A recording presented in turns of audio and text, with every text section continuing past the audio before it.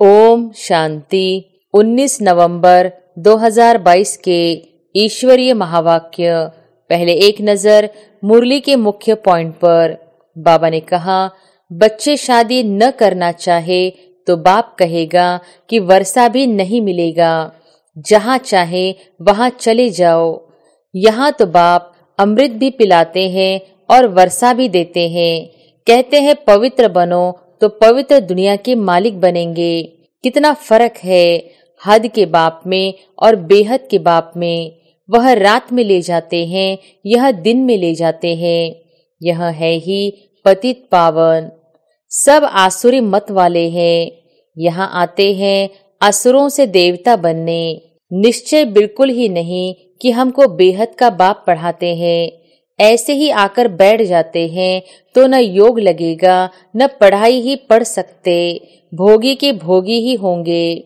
और फिर बाबा ने कहा, गाते भी हैं शिव जयंती, परंतु पत्थर बुद्धि होने के कारण समझते नहीं हैं। शिव है तब तो सब भक्त याद करते हैं। द्वापर में मनुष्य सुखी भी रहते हैं, धन दौलत आदि सब रहता है। कलयुग में जास्ती दुर्गति को पाते हैं। सब बिल्कुल ही तमोप्रधान है। घर घर में कितने झगड़े हैं। त्रिमूर्ति शिव जयंती कहना राइट है, सिर्फ शिव जयंती कहना रॉन्ग है। बाकी जो ज्ञान नहीं लेते उनका विनाश हो जाता है। वह सजाएं भी खाते हैं, पद भी नहीं पाते। भगत भगवान को याद करते हैं, परंतु जब भगवान आते हैं तब कितने थोड़े उन्हें पहचान कर उनका बनते हैं। कोटों में कोई याद करते करते विकर्म विनाश करते जाए तो पद ऊंचा पा सकते हैं। और फिर लास्ट में बाबा ने कहा, और धर्म वाले भी आएंगे सो भी पिछाड़ी में, जो बड़े होंगे। ऐसे नहीं कि अभी का पोप आएगा, ना ना, पहले नंबर का पोप जो अभी अंतिम जन्म में है वह आएगा। हिसाब है बड़ा भारी। जब दुर्गति को पाने का पूरा ग्रहण लग जाता है तब बाप आकर 16 कला संपूर्ण बनाते हैं। मुरली तो रोज पढ़नी चाहिए। सर्विस में जो है उनको एक्ट में आना चाहिए। बाबा को पहचाना, निश्चय हुआ, बस जीवन मुक्ति पाने का पुरुषार्थ चल पड़ता है। बाप कहते हैं मैं कितना श्रृंगारता हूँ, फिर भी सुधरते नहीं हैं, उल्टा सुल्टा बोलते रहते हैं। यहाँ बाबा कहते हैं देह सहित जो कुछ है सब कुछ भूल मामेकम याद करो। और अब सुनते हैं महावाक्यों को विस्तार से। मुरली का सार। मीठे बच्चे, पतित पावन बाप आए हैं पावन बनाकर पावन दुनिया का वर्षा देने। पावन बनने वालों को ही सद्गति प्राप्त होगी। प्रश्न है, भोगी जीवन योगी जीवन में परिवर्तन होने का मुख्य आधार क्या है? उत्तर है निश्चय। जब तक निश्चय नहीं कि हमको पढ़ाने वाला स्वयं बेहद का बाप है, तब तक न योग लगेगा न पढ़ाई ही पढ़ सकेंगे। भोगी के भोगी ही रह जाएंगे। कई बच्चे क्लास में आते हैं लेकिन पढ़ाने वाले में निश्चय नहीं। समझते हैं हाँ कोई शक्ति है, लेकिन निराकार शिव बाबा पढ़ाते हैं। यह कैसे हो सकता? यह तो नई बात है। ऐसे पत्थर बुद्धि बच्चे परिवर्तन नहीं हो सकते। गीत है ओम नमः शिवाय। ओम शांति। बच्चे यहाँ तो समझ गए हैं कि शिव बाबा हमको समझाते हैं। घड़ी घड़ी तो नहीं कहेंगे भगवान वॉच। यह तो कायदा नहीं कि घड़ी घड़ी अपनी महिमा करनी है। शिव बाबा जो सबका बाप है वह हम बच्चों को बैठ समझाते हैं। भविष्य 21 जन्मों के लिए अटल अखंड देवी स्वराज्य प्राप्त कराते हैं। जैसे स्कूल अथवा कॉलेज में बच्चे जानते हैं कि टीचर हमें आप समान बैरिस्टर बना रहे हैं, एम ऑब्जेक्ट है। बाकी सत्संगों में जो जाते हैं वेद शास्त्र आदि सुनने के लिए, उससे तो कुछ भी मिलता नहीं है। इसलिए टीचर फिर भी अच्छे होते हैं जो शरीर निर्वाह अर्थ कोई जिस्मानी विद्या सिखलाते हैं जिससे आजीविका होती है। बाकी सब दुर्गति ही करते हैं। बच्चे शादी न करना चाहे तो बाप कहेगा कि वर्षा भी नहीं मिलेगा, जहाँ चाहे वहाँ चले जाओ। यहाँ तो बाप अमृत भी पिलाते हैं और वर्षा भी देते हैं। कहते हैं कि पवित्र बनो तो पवित्र दुनिया के मालिक बनेंगे। कितना फर्क है हद के बाप में और बेहद के बाप में। वह रात में ले जाते हैं, यह दिन में ले जाते हैं। यह है ही पतित पावन। कहते भी हैं कि सदगति दाता एक है, जो आकर सबकी सदगति करते हैं। फिर दुर्गति किसने की यह नहीं जानते। बाप समझाते हैं सब आसुरी मत वाले हैं, यहाँ आते हैं असुरों से देवता बनने। यह इंद्रप्रस्थ है, कई असुर भी छिपकर आए बैठते हैं। सब सेंटर पर ऐसे छिपे असुर विकारी बहुत आते हैं, फिर घर में जाकर विष पीते हैं। दो काम तो चल न सके, वह पत्थर बुद्धि बन पड़ते हैं। बाप को पहचानते ही नहीं, निश्चय बिल्कुल ही नहीं कि हमको बेहद का बाप पढ़ाते हैं। ऐसे ही आकर बैठ जाते हैं तो न योग लगेगा न पढ़ाई ही पढ़ सकते। भोगी के भोगी ही होंगे। बहुत समझते हैं कि कोई शक्ति है, बस निराकार शिव बाबा कैसे आ सकता। कोई शास्त्र में भी लिखा हुआ नहीं है। यह है नई बातें। गाते भी हैं शिव जयंती, परंतु पत्थर बुद्धि होने के कारण समझते नहीं हैं। शिव है तब तो सब भक्त याद करते हैं। कहते भी हैं शिवाय नमः। समझते हैं वह परमधाम में रहते हैं। हमारा बाप भी है परम पिता, तो वह सबका फादर हो गया ना। भारत में ऐसे भी हैं जो फादर को नहीं मानते। मनुष्यों को समझाना बहुत मुश्किल है। मनुष्य तो यह भी नहीं समझते कि अभी दुर्गति का समय चल रहा है। भक्ति मार्ग में पहले अव्यभिचारी भक्ति थी, अब व्यभिचारी बन गई है। व्यभिचारी और अव्यभिचारी में कितना अंतर है। वह पाप आत्मा, वह पुण्य आत्मा। अव्यभिचारी भक्ति है ही सच्ची भक्ति। उस समय यानी द्वापर में मनुष्य सुखी भी रहते हैं, धन दौलत आदि सब रहता है। कलयुग में जास्ती दुर्गति को पाते हैं। जब व्यभिचारी भक्ति में आते हैं तब विकारी भी बहुत बनते जाते हैं। दिन प्रतिदिन विकार भी जोर भरते जाते हैं। पहले सतोप्रधान विकार थे, अभी तमोप्रधान विकार है। सब बिल्कुल ही तमोप्रधान हैं। घर घर में कितने झगड़े हैं। शिव बाबा बैठ बच्चों को समझाते हैं। श्री कृष्ण तो बाप नहीं ठहरा, कोई की भी बायोग्राफी नहीं जानते हैं। यह है पतित पावन। परम पिता परमात्मा को मानते हैं कि वह ज्ञान का सागर है। पानी का सागर थोड़े ही पतित पावन नॉलेजफुल है। मनुष्य तो पानी के सागर से निकली हुई पानी की नदियों को पतित पावनी समझ लेते हैं। उनसे पूछना चाहिए कि जैसे गीता के भगवान का ऑक्यूपेशन पूछा जाता है। निराकार परमपिता परमात्मा है रचयिता और श्री कृष्ण है रचना। अब बताओ गीता का भगवान कौन? भगवान तो एक को ही कहेंगे, फिर व्यास को भगवान कैसे कह सकते? तो ऐसे ऐसे प्रश्न पूछना चाहिए। पतित पावन परम पिता परमात्मा ज्ञान का सागर है, उनसे यह ज्ञान गंगाएं कैसे निकलती है?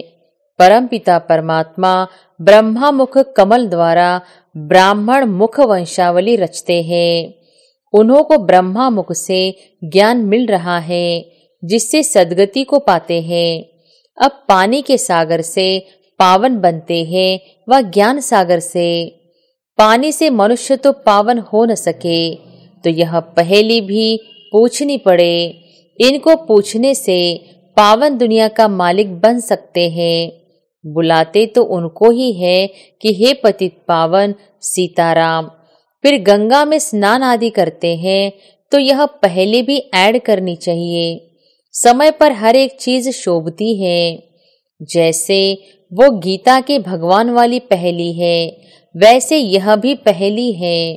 ख्याल चलते तो है ना, क्या ऐसी चीजें बनाए जो मनुष्य सदैव अपने पास यादगार रखे। अच्छी चीज होगी तो अपने पास रखेंगे, कागज आदि तो फेंक देते हैं। देवताओं की अच्छी चीज होगी तो वह फाड़ेंगे नहीं। सर्विस की प्रैक्टिस वालों का सारा दिन विचार सागर मंथन चलता रहेगा और काम करके दिखाएंगे। सिर्फ कहना नहीं है कि ऐसा करना चाहिए। यह किसको कहते हो? बाबा करेगा व बच्चे करेंगे। बोलो बोलो कौन? बाप तो डायरेक्शन देते हैं। ऐसे अच्छे चित्र कैलेंडर छपाओ। त्रिमूर्ति शिव की कैलेंडर निकलने चाहिए। त्रिमूर्ति शिव जयंती कहना राइट है, सिर्फ शिव जयंती कहना रॉन्ग है। एक बच्चे के दिल है त्रिमूर्ति शिव जयंती का कैलेंडर बनावे, सो भी रंगीन। त्रिमूर्ति से समझाने अच्छी मिलती है। बाबा लॉकेट भी इसलिए बनवाते हैं कि उनसे अच्छा समझा सकते हैं। ब्रह्मा द्वारा शिव बाबा सदगति करते हैं, तो जो मेहनत करता है वही विष्णुपुरी का मालिक बनता है। बाकी जो ज्ञान नहीं लेते उनका विनाश हो जाता है। वह सजाएं भी खाते हैं, पद भी नहीं पाते। भगत भगवान को याद करते हैं, परंतु जब भगवान आते हैं तब कितने थोड़े उन्हें पहचान कर उनका बनते हैं। कोटों में कोई जो मुक्ति के लिए पुरुषार्थ करते हैं वह पद अच्छा पा नहीं सकेंगे। विकर्म विनाश नहीं होंगे, इसलिए साक्षात्कार कराया था। धर्म स्थापक भी आते हैं दृष्टि लेने। याद करते करते विकर्म विनाश करते जाए तो पद ऊंचा पा सकते हैं। और धर्म वाले भी आएंगे, सो भी पिछाड़ी में जो बड़े होंगे। ऐसे नहीं कि अभी का पोप आएगा, ना ना, पहले नंबर का पोप जो अभी अंतिम जन्म में है वह आएगा। हिसाब है बड़ा भारी। अब यह कुंभ का मेला है। यह सब भक्ति मार्ग की सामग्री है। जब दुर्गति को पाने का पूरा ग्रहण लग जाता है तब बाप आकर 16 कला संपूर्ण बनाते हैं। ग्रहण को स्वदर्शन चक्र से निकाला जाता है। यह जो अपना गोला है उसमें नीचे लिखना चाहिए, यह है स्वदर्शन चक्र। यह बहुत अच्छी चीज है। यह ईश्वरीय कोट ऑफ आर्मस है। यह तो ईश्वरीय बातें हैं। स्लाइड्स जो बना रहे हैं उनके लिए भी बाबा समझाने देते रहते हैं। अगर समझो वो मुरली न सुने तो डायरेक्शन अमल में ला न सके। मुरली तो रोज पढ़नी चाहिए। सर्विस में जो हैं उनको एक्ट में आना चाहिए। त्रिमूर्ति का भी स्लाइड्स बनाते हैं, उनमें अक्षर बहुत अच्छे हैं। स्थापना और विनाश 2 गोले भी चाहिए। यह नरक, यह स्वर्ग, यह आज का भारत और कल का भारत। बाप सेकंड में जीवन मुक्ति देने वाला बैठा है। बाबा को पहचाना, निश्चय हुआ, बस जीवन मुक्ति पाने का पुरुषार्थ चल पड़ता है। जन्म तो लिया ना, बाप से पूरा वर्षा लेना है, फिर विकार की मांग नहीं कर सकते। बाप कहते हैं भ्रष्टाचारी को वर्षा मिल न सके। प्रैक्टिकल में इनका ब्रह्मा का ही मिसाल दिखाना ऐसे बहुत मुश्किल निकलते हैं। अपनी इज्जत आदि भी बहुत देखते हैं ना। क्रिएटर बाप है, सबको उनकी आज्ञा पर चलना है। तुम भी श्रीमत पर नहीं चलते हो तो पद भ्रष्ट हो जाता है। बाप कहते हैं इस ज्ञान मार्ग में नष्टो मोह अच्छा चाहिए। बाबा की आज्ञा मिली हुई है। जो बच्चे आज्ञाकारी नहीं वह कपूत ठहरे। वह बच्चा बच्चा नहीं। पवित्रता की आज्ञा तो अच्छी है ना। राजयोग तो बाप अभी सिखलाते हैं। मनुष्य तो बेचारे समझते नहीं। बच्चों में भी नंबरवार पुरुषार्थ अनुसार समझते हैं। बाप इतना डायरेक्शन देते हैं। कोई बच्चे मुश्किल करके दिखाते हैं। बाप कहते हैं त्रिमूर्ति का कैलेंडर बनाना है। सारा मदार है त्रिमूर्ति शिव के चित्र पर। लिखा हुआ है ब्रह्मा द्वारा स्थापना। जरूर शिव बाबा स्वर्ग की स्थापना करेंगे ना। कलयुग आसुरी राज्य का विनाश होगा। आसुरी राज्य में कितने ढेर हैं, दैवी राज्य में कितने थोड़े हैं। लिखा हुआ भी है कि अनेक धर्मों का विनाश, एक सत्य धर्म की स्थापना। बाप कहते हैं मैं कितना श्रृंगारता हूँ, फिर भी सुधरते नहीं हैं, उल्टा सुल्टा बोलते रहते हैं। यहाँ बाबा कहते हैं देह सहित जो कुछ है सब कुछ भूल मामेकम याद करो। अपनी देह में भी न फंसो। किसकी देह में फंसने से गिर पड़ते हैं। जैसे मम्मा की देह से प्यार था तो मम्मा के जाने के बाद कितने मर गए, क्योंकि नाम रूप में फंसे हुए थे। बाप कितना कहते हैं कि देह अभिमानी मत बनो, मामे कम याद करो। तुम इस ब्रह्मा के शरीर को भी याद नहीं करो। शरीर को याद करने से पूरा ज्ञान उठा नहीं सकते। देही अभिमानी बनने में बहुत मेहनत है। बाप की याद में रहना यह बहुत डिफिकल्ट है। ज्ञान तो बहुत अच्छा अच्छा सुनाते हैं, योग में मुश्किल रहते हैं। जितना रुस्तम उतना माया के तूफान आएंगे। किसी न किसी के नाम रूप में फंस धोखा खा लेते हैं। इसमें बड़ी खबरदारी चाहिए। योग में ही बड़ी मेहनत है। नॉलेज तो सहज है, योग में ही घड़ी घड़ी भूल जाते हैं। इसलिए बाप कहते हैं विक्रमाजीत कैसे बनेंगे।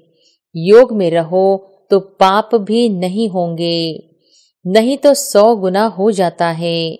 यहाँ तो खुद धर्मराज और बाप दोनों साथ हैं। इसलिए खुद कहते हैं कि बाप के आगे कोई पाप नहीं करना, नहीं तो 100 गुना दंड पड़ जाएगा। योग से ही विक्रमाजीत बनना है। स्वदर्शन चक्र को तो जानना सहज है। इस गोले के नीचे लिखना है चक्र, न कि चरखा। बाबा युक्तियां तो बहुत बतलाते हैं, बच्चों को एक्ट में आना है। अच्छा, मीठे मीठे सिक्के लदे बच्चों प्रति माता पिता बाप दादा का याद प्यार और गुड मॉर्निंग। रूहानी बाप की रूहानी बच्चों को नमस्ते। धारणा के लिए मुख्य सार। पहली पॉइंट, किसी भी देहधारी के नाम रूप में अटकना नहीं है। अपनी देह में भी नहीं फंसना है। इसमें बहुत खबरदारी रखनी है। दूसरी पॉइंट है ज्ञान मार्ग में नष्टो मोहा जरूर बनना है। पवित्रता की आज्ञा माननी है और दूसरों को भी पवित्र बनाने की युक्ति रचनी है। वरदान है सर्व विकारों के अंश का भी त्याग कर संपूर्ण पवित्र बनने वाले नंबर 1 विजयी भव। सर्व विकारों के अंश का भी त्याग कर संपूर्ण पवित्र बनने वाले नंबर 1 विजयी भव। संपूर्ण पवित्र वह है जिसमें अपवित्रता का अंश मात्र भी न हो। पवित्रता ही ब्राह्मण जीवन की पर्सनालिटी है। यह पर्सनालिटी ही सेवा में सह सफलता दिलाती है। लेकिन यदि एक भी विकार का अंश है तो दूसरे साथी भी उसके साथ जरूर होंगे। जैसे पवित्रता के साथ सुख शांति है, ऐसे अपवित्रता के साथ 5 विकारों का गहरा संबंध है। इसलिए एक भी विकार का अंश न रहे, तब नंबर 1 विजयी बनेंगे। स्लोगन है हिम्मत का एक कदम रखो तो 1000 गुना मदद मिल जाएगी। अच्छा, ओम शांति।